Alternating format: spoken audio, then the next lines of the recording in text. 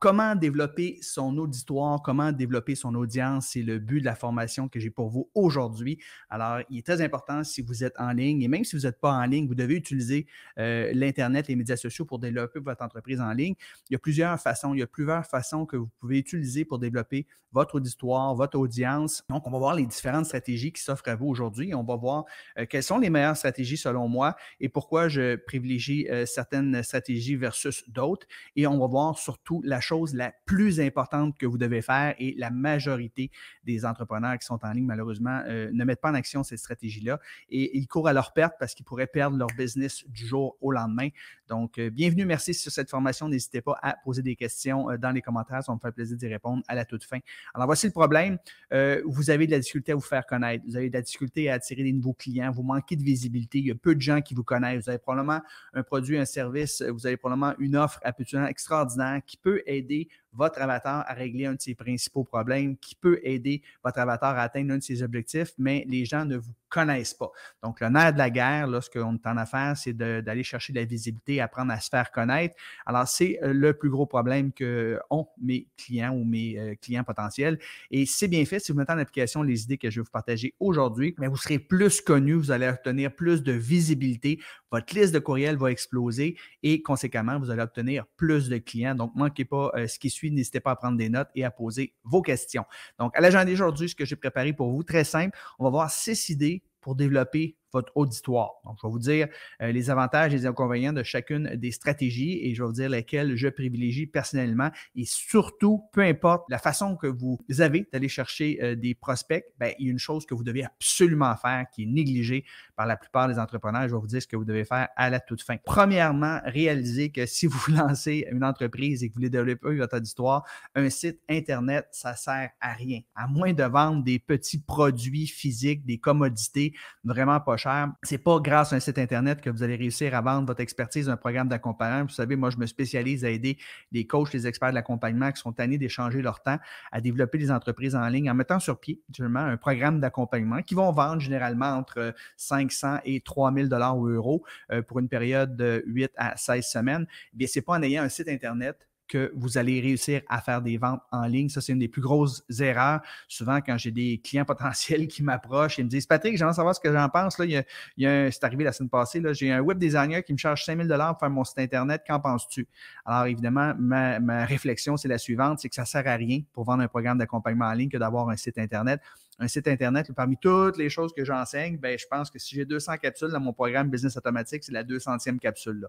Donc, c'est juste bon pour les gens qui veulent en savoir plus sur qui vous êtes. Donc, ils vont taper votre nom, ils vont voir votre site Internet, ça va vous donner un peu de crédibilité, mais il n'y a personne qui va acheter un programme d'accompagnement de 500 à 3000 dollars ou même plus ou euros en visitant votre site Internet. Ça vous prend des outils de conversion. Donc, ce que vous avez surtout besoin lorsque vous êtes en ligne, c'est des pages de capture, justement pour capturer l'adresse de courriel, une page de confirmation, une séquence de suivi automatique et vous les envoyez, par exemple, sur un webinaire automatisé ou sur éventuellement un appel stratégique avec vous. Donc, c'est ce que vous avez besoin surtout lorsque vous avez un business en ligne et non pas d'un site Internet. Bon, une fois que j'ai réglé ça, c'est quoi la chose la plus importante pour réussir en ligne? C'est capter l'attention des gens. Vous savez, les gens aujourd'hui là, sont bombardés de toutes sortes d'informations.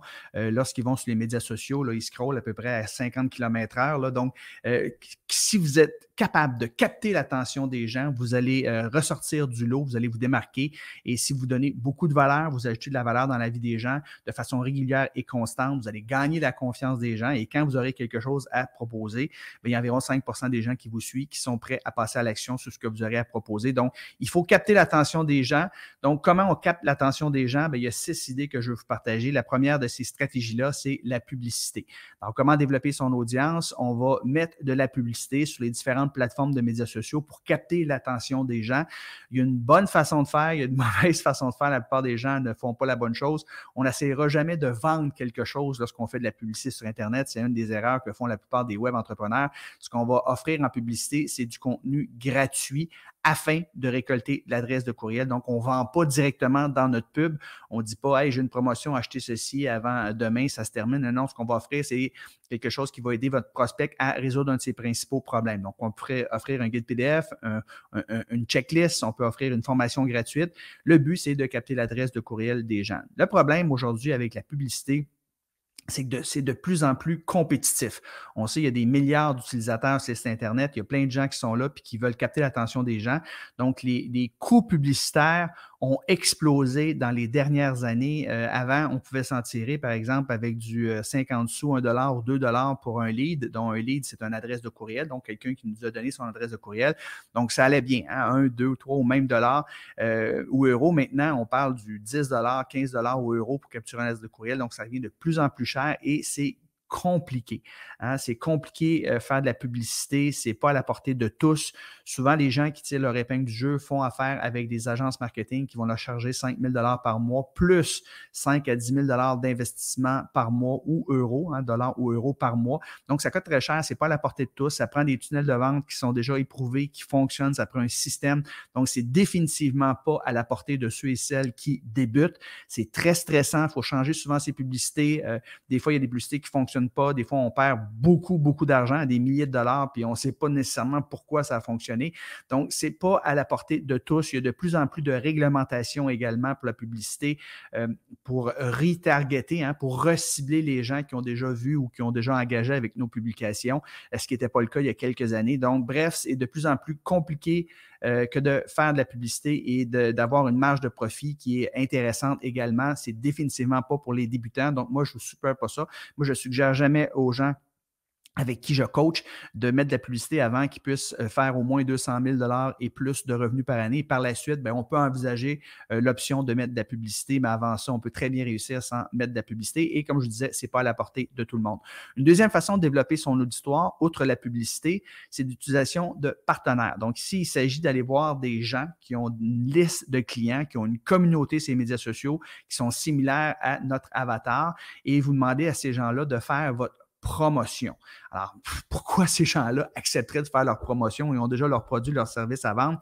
Bien, ce qu'on va faire pour les inciter, c'est qu'on va leur offrir une commission. Mais même si vous leur offrez une commission de 20, 30 ou 40 % sur chaque vente qui va être faite, mais vous allez voir, ces gens-là sont hyper réfractataires, vont protéger leur liste de courriel, leur communauté. Ils ont mis des années et des années à bâtir une réputation puis une relation de confiance avec ces gens-là.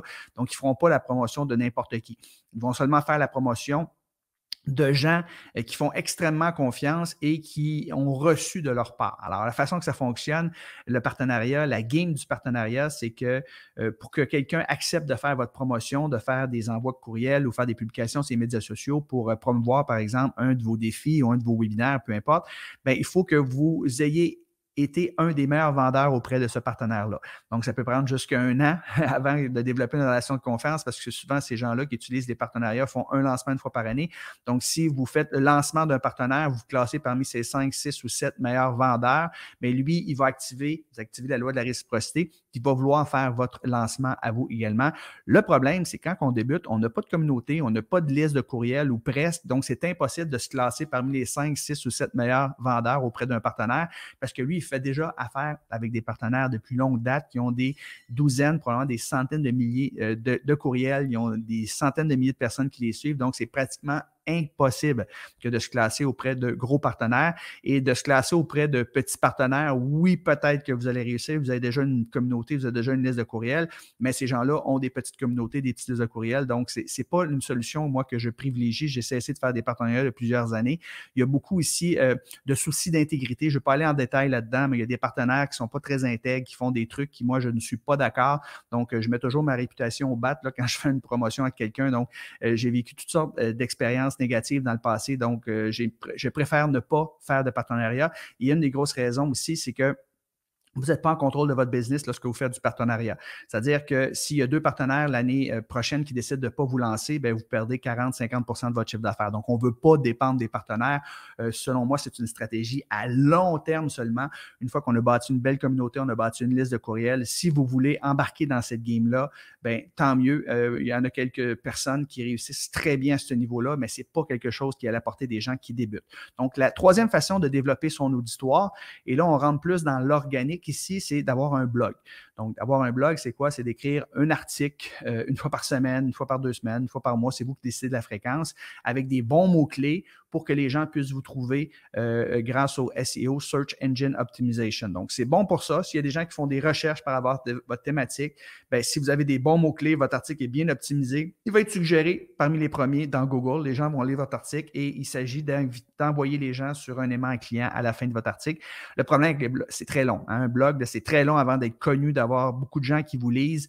Et il y a très peu de gens de nos jours, malheureusement, qui lisent des blogs. Je ne sais pas si vous lisez régulièrement des blogs. Moi, ce n'est pas le cas. Les gens préfèrent de loin d'écouter des vidéos aujourd'hui. Donc, c'est une stratégie, moi, que je ne favorise pas. C'est correct d'avoir un blog, mais ne mettez pas votre accent là-dessus. Ne pensez pas que vous allez développer votre audience rapidement avec un blog. Ce n'est pas le cas. Une autre façon de faire, c'est les podcasts. Alors, beaucoup de gens utilisent ça, hein, puis c'est une belle vitrine pour eux, mais comme le blog, c'est très, très long d'avoir de la visibilité. Moi, j'en suis dans ma 3e année à mon podcast et c'est très petit le nombre de personnes qui écoutent chacun de mes podcasts. Là, on parle de peut-être entre 30 et 50 personnes à chaque semaine. Donc, c'est pas beaucoup. C'est très difficile de grossir son entreprise, d'aller chercher des adresses de courriel. Souvent, les gens sont en déplacement, ils bougent. Donc, le but d'un podcast, c'est la même chose. C'est qu'une fois que vous avez donné beaucoup de valeur, bien, vous invitez les gens à joindre votre adresse de courriel et vous devez être un top dans votre niche. Ça prend du temps. Ça peut prendre des années avant que ça décolle. Et je ne sais pas si vous écoutez personnellement des podcasts, mais moi, personnellement, je n'écoute pas ça, des podcasts. C'est beaucoup trop long. Alors, d'écouter des podcasts de 20, 30, 50 minutes, 1 heure, je n'ai pas le temps et je ne suis pas le type de personne qui est en déplacement souvent. Là, je travaille à partir de la maison. Donc, pour moi, ce n'est pas quelque chose que je privilégie. J'en ai un podcast, mais je ne mettrai pas l'accent là-dessus pour développer son auditoire ou du moins, ce n'est vraiment pas suffisant. Maintenant, on commence à parler de choses très intéressantes ici. Les groupes Facebook privés. C'est une autre façon de développer son auditoire. Donc, le reach est très bas sur Facebook. Donc, si vous avez une page professionnelle, profil personnel et que vous mettez des publications pour inviter les gens à joindre votre groupe, c'est bien, mais vous ne rejoindrez pas grand monde. Alors, la façon de procéder avec un groupe Facebook privé qui n'est pas à propos de vous en passant, qui est à propos de votre thématique, vous aidez les gens à résoudre un problème ou à atteindre un objectif. Donc, votre groupe, ce n'est pas à propos de vous, c'est à propos du problème que vous réglez ou de l'objectif que les gens veulent atteindre. Bien, la meilleure façon de faire, c'est d'inviter les gens personnellement, un à un, à joindre votre groupe. Donc, moi, que je conseille à mes élèves, c'est de faire une trentaine d'invitations par jour, d'aller dans les groupes Facebook privés où se tient votre avatar et de tout simplement faire une demande d'amitié pour connecter avec cette personne-là. Donc, c'est très important ici de bien optimiser son profil Facebook privé. Donc, on n'engage aucune conversation tant aussi longtemps que les gens n'ont pas accepté notre demande d'amitié. Et si votre profil est bien optimisé, mais sur les 30 personnes que vous allez inviter chaque jour, il y en a une vingtaine qui vont accepter vos demandes d'amitié. Une fois que la demande d'amitié est acceptée, eh bien là, vous avez une publication d'ancrage sur votre profil qui invite les gens à joindre votre groupe, mais vous allez aussi engager une conversation avec les gens.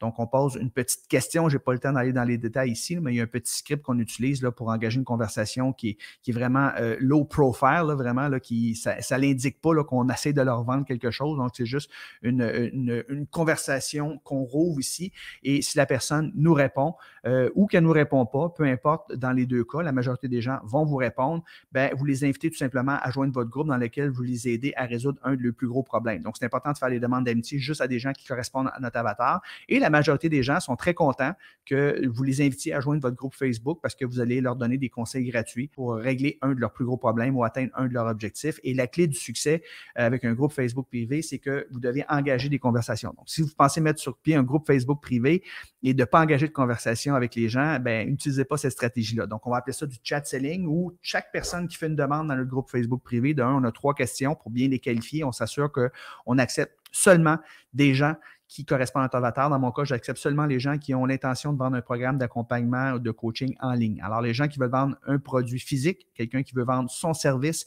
je n'accepte pas les gens dans mon groupe. Et une fois que les personnes ont répondu aux questions, vous allez engager une conversation avec chaque nouvelle personne qui rentre dans votre groupe. Donc, c'est pour ça que c'est fort, c'est puissant un groupe Facebook privé. C'est parce que c'est très personnalisé, hein, parce que vous engagez une conversation un à un avec chacun des individus. Et là, il y a un petit script de 5 questions que vous allez poser. On utilise notre iPhone ou notre smartphone et on utilise des raccourcis. Donc, ça va très rapidement pour communiquer avec ces gens-là. Et si la personne, une fois qu'on s'est enquéri de leurs besoins, on leur demande s'ils ont besoin d'aide, bien, on les envoie tout simplement sur un webinaire automatisé d'une trentaine de minutes. Et par la suite, vous leur dites qu'ils pourront prendre un appel avec vous. Donc, c'est ça la stratégie un peu derrière les groupes Facebook privés et c'est encore de nos jours extrêmement puissant parce que les gens, quand vous leur faites une demande d'amitié, c'est pas intrusif, ils ont le choix d'accepter ou non. Et une fois qu'ils ont accepté votre demande d'amitié, vous les invitez à joindre votre groupe Facebook et par la suite, vous engagez une conversation. Et s'il y a un fit, s'il y a un besoin de leur part, bien, vous les invitez à écouter une formation gratuite. D'un, vous captez leur adresse de courriel et de deux, certains pourcentages vont vouloir prendre un appel avec vous. Donc, c'est très, très puissant pour développer son audience que d'utiliser les groupes Facebook privés. Et finalement, la dernière idée que j'ai pour vous, c'est d'utiliser les médias sociaux pour développer son audience, donc de publier régulièrement du contenu sur les différentes plateformes de médias sociaux. Et là, encore une fois, il y a un type de contenu qui fonctionne beaucoup mieux que les autres, c'est des courtes vidéos. Donc, des vidéos courtes, des Reels qu'on appelle sur Instagram, même Facebook sont rendus avec leur Reel aujourd'hui, des YouTube Shorts et des TikTok, évidemment. Donc, c'est des vidéos généralement qui sont en bas de 60 secondes, donc en 15 et 60 secondes. Et le but ici, c'est de donner de la valeur, de donner des conseils gratuits à votre auditoire. Donc, il faut cibler une niche, il faut cibler quelqu'un spécifique et penser à tous les problèmes ou tous les objectifs que cette personne-là veut réaliser et vous donner du how-to content. Il ne s'agit pas de faire des danses ici, puis suivre des trends, puis mettre de la musique engageante. Il s'agit de donner des conseils gratuits. Et ce qui est très important, j'ai marqué discipline, la régularité, d'être présent. Si vous pouvez publier une fois par jour, c'est le secret du succès. Et à force d'être présent, bien, une de vos vidéos, à un moment donné, pouf, va exploser. À force de faire des vidéos, vous allez être meilleur de un et vous allez comprendre le genre de vidéos que vous devez mettre pour que les gens voient et engagent avec vos vidéos. Et une fois de temps en temps, je vous dirais peut-être une vidéo sur 3, une vidéo sur 5, vous allez faire un appel à l'action à la fin de vos vidéos pour que les gens puissent aller cliquer le lien dans votre bio, par exemple, et télécharger un guide PDF ou assister à une formation gratuite. Donc, c'est un peu plus difficile, je vous dirais, que les groupes Facebook privés parce qu'il faut trouver du contenu de façon régulière. L'intelligence artificielle peut vous aider à aller trouver du contenu, vous observez ce qui se fait ailleurs. Donc, trouver du contenu, ça demande un peu de temps, mais c'est plus facile que c'était avant. Ce qui est plus difficile, c'est de bien performer puis faire des bonnes vidéos. Et ça, vous allez probablement faire une centaine de vidéos avant d'être à l'aise, confortable à faire des vidéos, mais il s'agit de commencer. Lancez-vous un défi de faire 90 vidéos en 90 jours. Je vous garantis qu'au bout de 90 jours, vous allez être beaucoup meilleur. Donc, c'est un peu plus difficile que faire des demandes dans des groupes Facebook privés et engager des conversations via la messagerie. Ça, c'est très facile, c'est à la portée de tous et vous commencez demain matin. Donc, moi, ce que je privilégie pour développer son audience, capter l'attention des gens, c'est les deux dernières, c'est-à-dire les groupes Facebook privés et des publications de qualité, surtout des vidéos courtes sur les médias sociaux. J'ai un podcast, j'ai un blog, mais je ne me fie pas là-dessus pour développer mon auditoire. Ça ne ferait vraiment pas suffisant. Je ne fais plus de partenariat ou c'est très, très rare si je fais un partenariat, mais ce n'est pas dans le cadre d'un lancement. Et la publicité, ben j'en mets pas. Donc, ça, c'est la meilleure façon de développer votre auditoire pour aller chercher des gens, mais peu importe ce que vous faites, peu importe la stratégie que vous allez utiliser, ce qui est le plus important, votre objectif numéro 1, ça devrait être de faire croître votre liste de courriels. Et il y a trop de gens, malheureusement, qui utilisent ces stratégies-là, mais qui ne captent pas l'adresse de courriel des gens et ils sont voués à l'échec, ils sont voués à échouer parce que vous ne voulez pas être dépendant des médias sociaux ou vous voulez pas, vous pouvez faire fermer votre compte demain matin, il n'y a rien que vous pouvez faire. Ils n'ont pas de service à clientèle, ces grosses plateformes-là, ils ont des milliards d'utilisateurs. Donc, vous ne voulez pas être dépendant des médias sociaux. Vous utilisez les médias sociaux, entre autres, et les articles de blog et tout ça, les podcasts, pour aller chercher les adresses de courriel. Donc, c'est pour ça que, comme j'ai mentionné précédemment, régulièrement, il faut offrir des aimants à clients pour faire grossir votre liste de courriel. Et les avantages d'avoir une liste de courriel, c'est vous possédez les données. Donc, vous êtes en contrôle de votre business. Vous pouvez contacter les gens quand vous voulez, à la fréquence que vous voulez. Moi, je suggère de mettre sur pied une infolette une fois par semaine et vous donner du contenu de valeur 80% du temps. Et dans 20% du temps, vous pourrez faire des offres et les gens ont demandé. Hein, ils vous ont donné la permission que vous leur envoyez de l'information. Donc, c'est 100 fois plus puissant que de voir une de vos posts sur les médias sociaux alors qu'ils scrollent parmi des centaines, des milliers d'autres posts. Donc, vous possédez des données, c'est votre liste de courriel, c'est l'actif le plus important de votre entreprise. Les gens ont demandé de recevoir vos communications. Vous avez la possibilité de développer la confiance avec vos clients actuels, vos clients potentiels. Donc, à force d'envoyer du contenu de façon régulière, on dit que ça prend jusqu'à 7 contact minimum avant que vous puissiez développer une certaine relation de confiance. Donc, si vous avez une infolette régulière, bien, au bout de 7-8 semaines, bien là, la confiance est installée et les gens seront prêts à passer à la prochaine étape.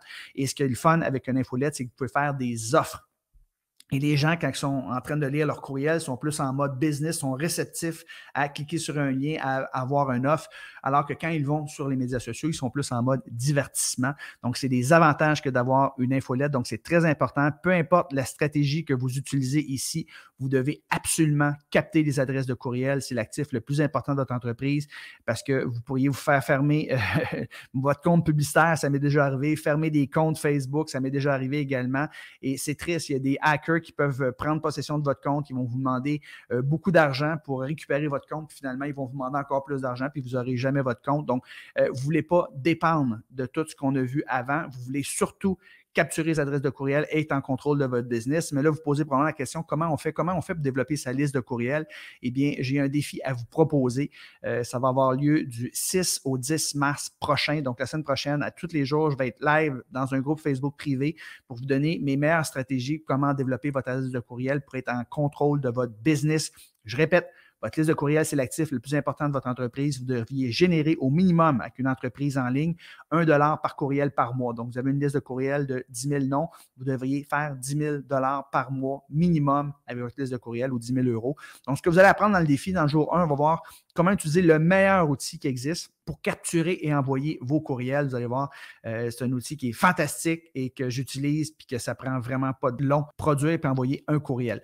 Puis tout se fait automatiquement en plus. Journée 2, on va voir comment développer votre liste de courriel grâce à ce qu'on appelle des aimants clients. Donc, on va voir c'est quoi les meilleurs aimants à clients puis comment créer vos aimants clients et qu'est-ce que vous devriez mettre comme contenu dans vos aimants clients pour que les gens aient le goût de donner leur adresse de courriel. Numéro 3, on va voir comment créer des bonnes pages de capture. Donc, ça, c'est la page où envoyer les gens pour qu'ils puissent décider ou non de nous laisser leur adresse de courriel.